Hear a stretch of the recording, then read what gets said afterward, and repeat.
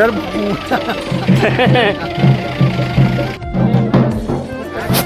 नमस्कार मित्रों, आज श्री त्रियोगी नारायण मंदिर में दूसरा दिवस है और आज शादी होगी, फेरे होंगे, उसके बाद हम घर जाएंगे। ये अभी बारात हमारी रास्ते में है मंदिर को जाने के लिए। जो गली है उसके दोनों तरफ दुकानें हैं और बहुत ही अच्छा सामान यहाँ पे लगा हुआ है।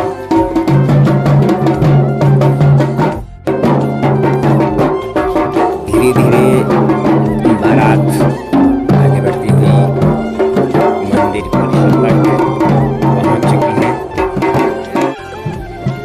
आज के वर नारायण प्रभु नारायण जी को कोटि कोटि नमन कर रहे हैं, वंदन कर रहे हैं कि जो उन्होंने सोचा था वो अवसर आज श्री लक्ष्मी नारायण ने उन्हें दिया है, शिव पार्वती ने उन्हें दिया है। इसलिए उनका धन्यवाद करना बहुत ज़रूरी है। ये शिलापट है जो मंदिर के इतिहास को दर्शाता है। और सारे बाराती अभी मंदिर परिसर के अंदर पहुंच गए हैं। हम अपने तीर्थ पुरोहित के हाथों द्वारा पवित्र कुंड के जल से आचमन कर रहे हैं, स्वयं को पवित्र कर रहे हैं।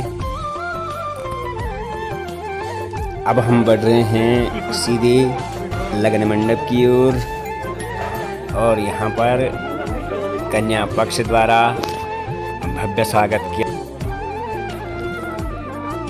दोस्तों, ये कुछ मेहमान बाहर से भी हैं और हमारे दूल्हे राजा बहुत ही धीरे धीरे कदमों से लगन मंडप की ओर बढ़ते हुए, और साथ में उनके भैया भाभी हैं और हमारा पूरा कुनबा है, मनियारी बंधु हैं।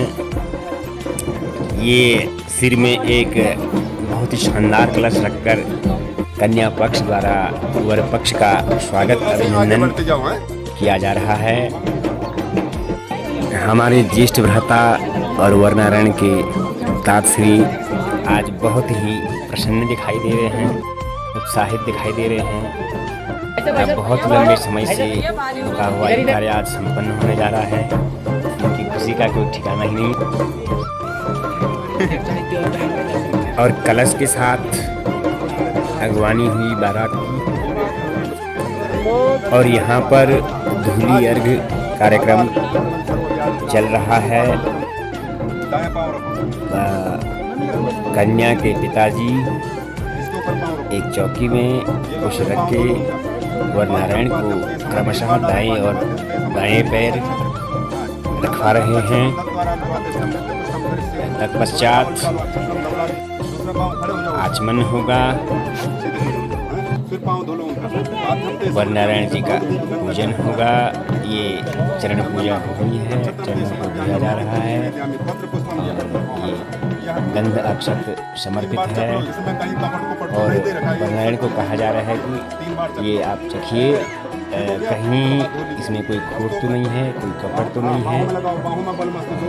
ये कन्या के पिताजी कलश द्वारा वर के सभी पूरे शरीर को अभिमंत्रित कर रहे हैं पंडित जी के द्वारा कि हे प्रभु, ये हमारे दामाद हैं, हमारी जमाता हैं, इन्हें खुश रहें, स्वस्थ रहें। इन्हें माला पहना के स्वागत किया जा रहा है। ये एक हमारे हिंदू की बहुत बड़ी परंपरा है मित्रों। यहाँ पर वर नारायण को शादी के दिन साक्षात नारायण माना जाता है, शिव माना जाता है, यानी कि भगवान का दर्जा दिया जाता है दूल्हा और दुल्हन दोनों को। तो दोस्तों, अब सभी लोग लग्न मंडप में उपस्थित हैं और हमारे दोनों तीर्थ पुरोहित वर पक्ष कन्या पक्ष इस शादी को संपन्न कराने जा रहे हैं। ये कन्या पक्ष द्वारा सभी मेहमानों का टीका करके स्वागत अभिनंदन किया जा रहा है। ये हमारे गढ़वाल की एक गौरवशाली परंपरा है।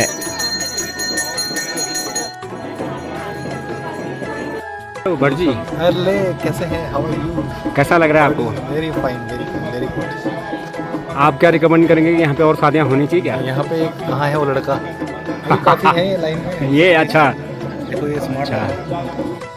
इस गौरवशाली परंपरा में सभी अतिथियों को भगवान स्वरूप माना जाता है और उसी। हेलो किरण, हेलो। कैसा लग रहा है आपको यहाँ पे? मतलब बहुत बढ़िया, बहुत ज़्यादा अच्छा। कुछ अलग सा फील हुआ? हाँ, मतलब एनर्जी है इस जगह पे, इसकी स्टोरी है एक बढ़िया। Thank you. ऑब्वियसली है एक। यहाँ पर 2 प्रकार की तुलसी है जो कि प्रभु श्री हरिनारायण को अत्यंत प्रिय है। मेरे विशेष आग्रह पर शिखर फोटो स्टूडियो द्वारा ड्रोन कैमरे से कैद हुआ ये बहुत खूबसूरत नज़ारा मुझे भी उन्होंने दिया है।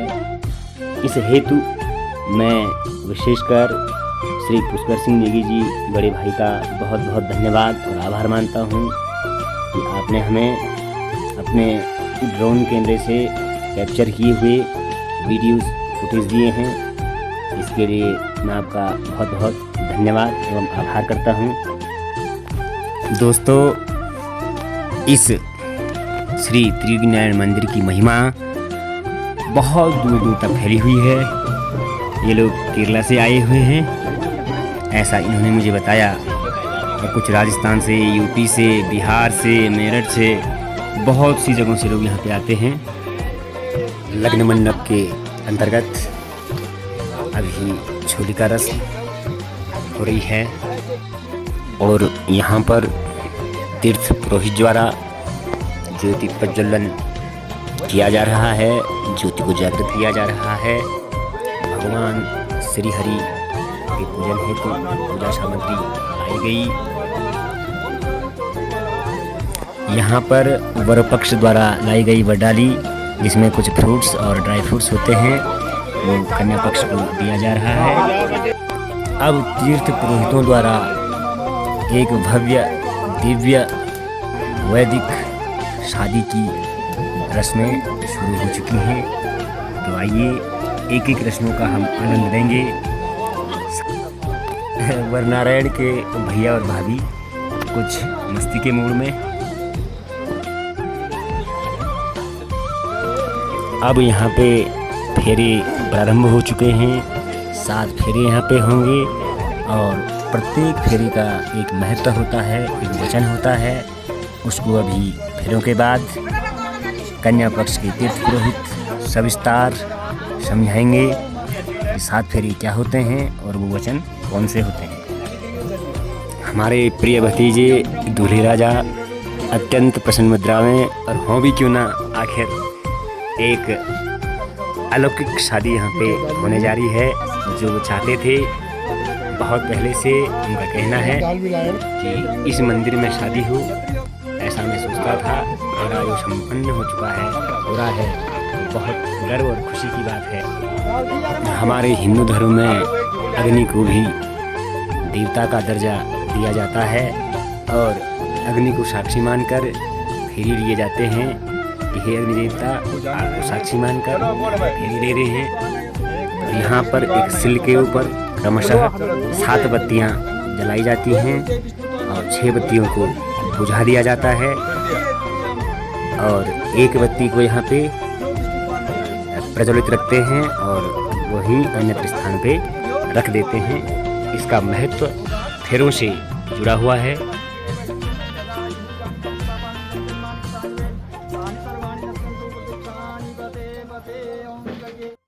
यज्ञ दान मया सहत्वम, मतलब यदि मेरी सहभागिता आपको मंजूर है बने, तीर्थ व्रत ध्यापन कोई भी कार्य हो बने, तेमा अगर आपको मेरी से सत्य मंजूर है बने, मैं आपके साथ में सहभागी रहूँगी। आपको मंजूर है तो मैं आपके बामांग में बैठने को तैयार हूँ।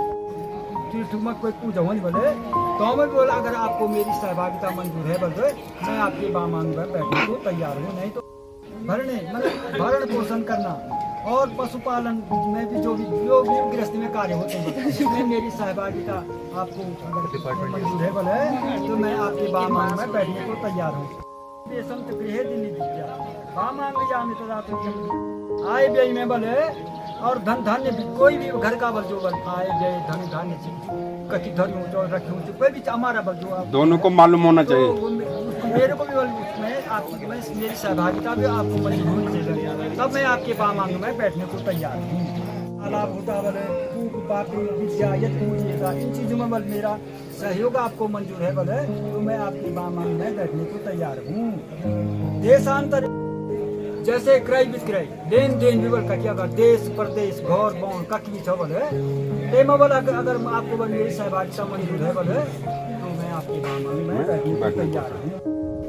उसका अपनी तरफ से बल पूरा कोशिश करूँगी बहुत भामनी जैसे होता बल काम होती सामान्याम तुम जगत कन्या वचन बरो बात मई मदीय चित्त हमारा चित्त बल एक हो गया बल है आप अब बल हमें आपको बल हमारी आज्ञा आपस में दोनों की आज्ञा का पालन करना है बल है और प्रतिव्रता धर्म परायण तुम कुरिया उनको बल प्रतिव्रता धर्म पालन करना पड़ेगा सदा सर्वमिमं प्रयत्न करने का प्रयत्न करना पड़ेगा।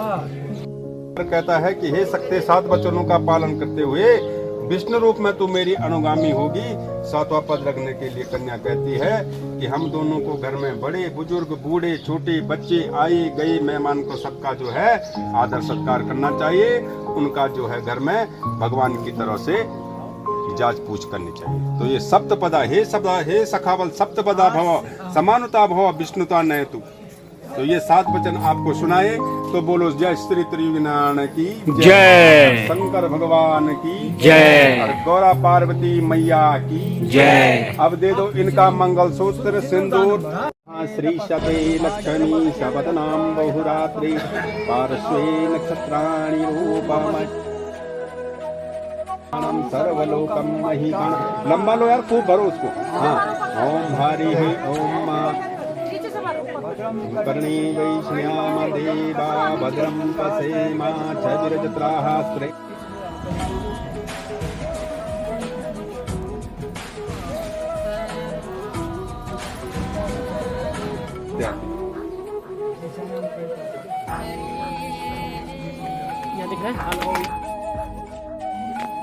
चलो जी तालियां बजाओ।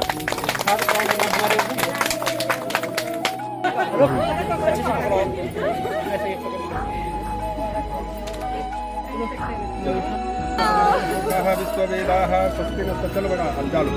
ओम हरि ओम। बोलो नारायण भगवान की जय, शंकर भगवान की जय, गौरा पार्वती मैया की आनंद की जय।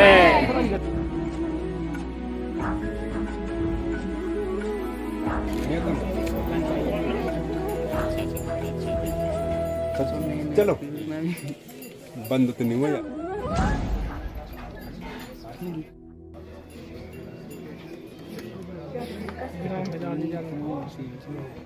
महापयाचन पहले ते को दर्शन करा तैसे आशीर्वाद दी लिया अपनी मनकामना वो का सामने प्रस्तुत कर लिया। अब वो के बाद आ तब सिर संवाद हो गया तब तो बोलो त्रियुगनारायण भगवान की जय। ये स्थान का नाम है त्रियुगी नारायण। मेरा नाम नरेंद्र प्रसाद भट्ट, स्थान त्रियुगी नारायण तीर्थ पुरोहित। तो यह स्थान जो है भगवान नारायण का ये मंदिर है और माता पार्वती भोलेनाथ का ये विवाह का स्थल है। तो आप लोगों को ज्ञात होगा जो दक्ष की पुत्री हरिद्वार कनखल में सती हो गई थी। सती होने का उनका कारण था राजा दक्ष ने सारे देवी देवताओं को बुलाया लेकिन माता पार्वती और भोलेनाथ को नहीं बुलाया था। तो माता पार्वती जबरदस्ती वहाँ जाती है, देखते हैं सारे देवी देवता विराजमान हैं लेकिन देवों के देव महादेव भगवान के लिए कोई स्थान नहीं है। तो माता को वहाँ पे क्या होता है, क्रोधित हो जाती है, गुस्सा आ जाता है और अपना शरीर को भस्म कर देती हैं।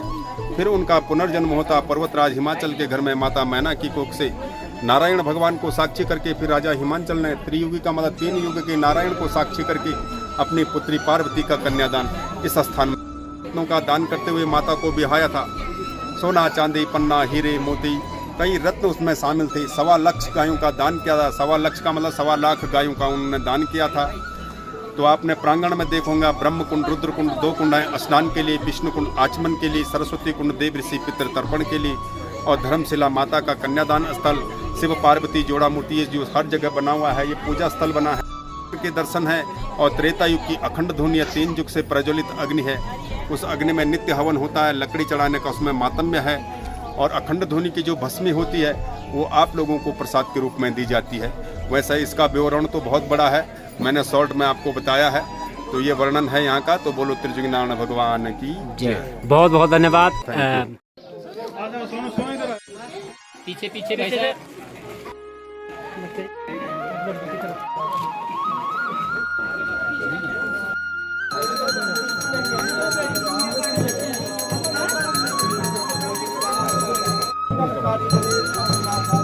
भैया कहो भैया आराम से आ जाओ।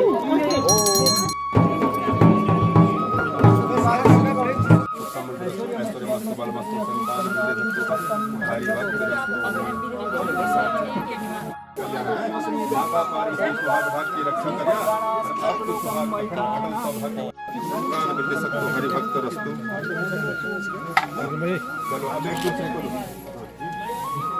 चलो एक आप उनके मुंह पे लगाओ, आप इनके मुंह पे लगाओ। या हो बहुत बढ़िया कार्य निपट गया। अब ये बारिश भी आ गई। देखिए आप लोग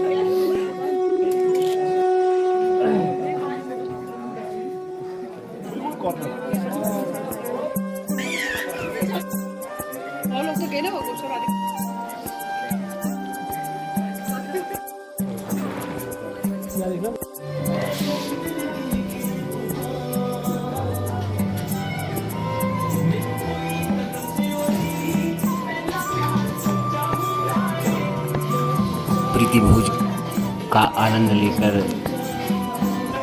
वीडियो में हम अपने गांव की ओर